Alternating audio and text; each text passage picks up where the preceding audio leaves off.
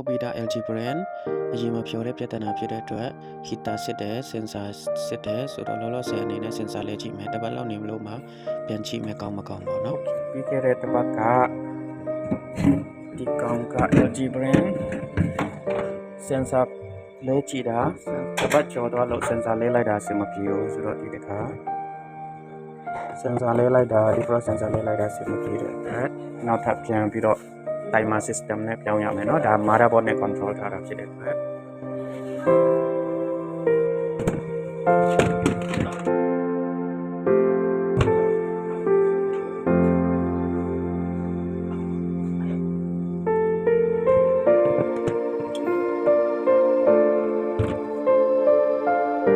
โอเคဒီမှာ cooling fan လည်းကောင်းတယ်ဘာမှပြဿနာမရှိဘူး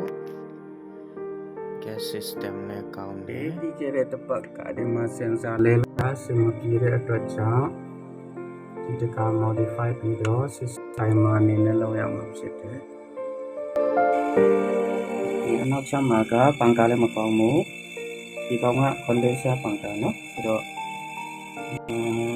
ဒီအပေါ်ကိုအေးပေးတာပေါ့ပန်ကာလည်းမကောင်းဒီကောင်လည်းလဲရမယ်เนาะ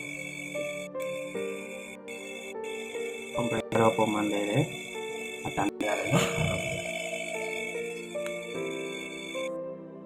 ဒီမှာဒီကောင်ကပန်ကာတင်နော်ဆိုတော့ဒီမှာပန်ကာဟောင်းဆိုတော့ဒီမှာကိုချင်းနေနော်โอเคရေခဲတလုံးမကောင်းဘူးဆိုရင်ကျွန်တော်တို့ဘာတွေစီရမယ်အတွင်းပိုင်းကိုအေးကွိုင်းရေခဲမလားခဲမလားမခဲဘူးလားစီရမယ်ပြီးရင် compressor ကောင်းလားမကောင်းဘူးလားလဲလားမလဲဘူးလား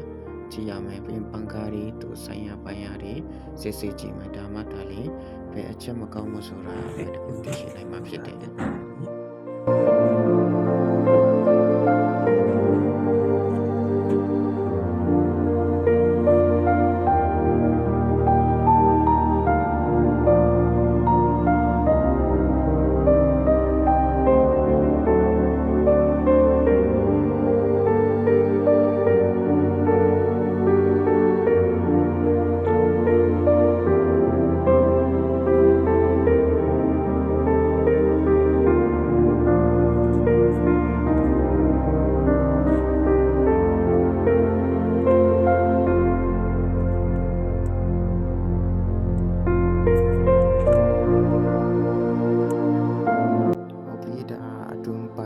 sensor တက်ပြီးပြီဆိုတော့အပေါ်မှာကျွန်တော်တို့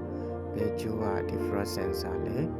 ဒီကျိုးတွေကပါဘယ်ကိုသွားလဲဆိုတာကို multimeter နဲ့သိစေကြရမှာဖြစ်တယ်ကျွန်တော်ကတော့မှတ်ထားပြီးသားဖြစ်တဲ့အတွက်အဲ့ဒီအသေးစိတ်မပြတော့ဘူးဟုတ်ပြီကိုတော့ဘယ်တကျိုးက compressor ဘယ်တကျိုးက cooling fan ဘယ်တကျိုးက condenser fan ဘယ်တကူကcompressor ဆိုတာတော့ကို multimeter နဲ့ရှာရမှာဖြစ်တယ်ဆိုတော့ဒီ motherboard ကတော့ထပ်သုံးမယ် different system မရတာဖြစ်တဲ့အတွက် different system ရဖို့တိုင်မှာသုံးမှာဖြစ်တယ်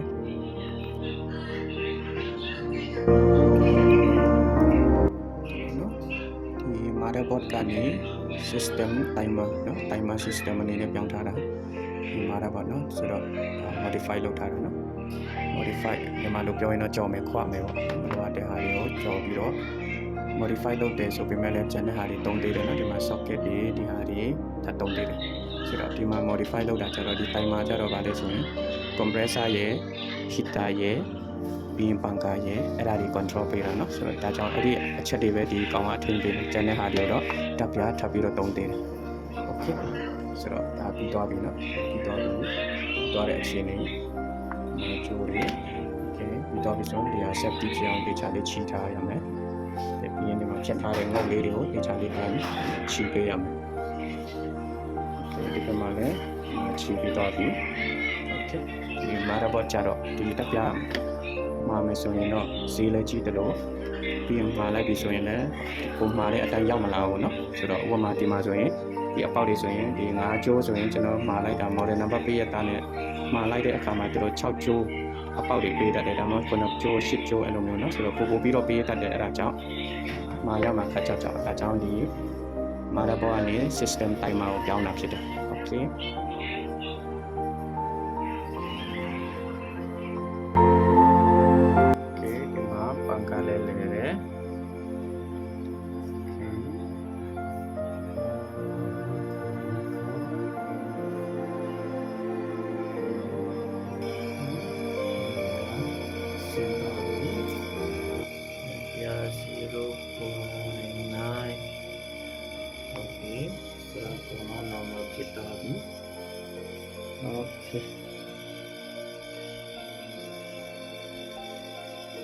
ခေါင်ခါ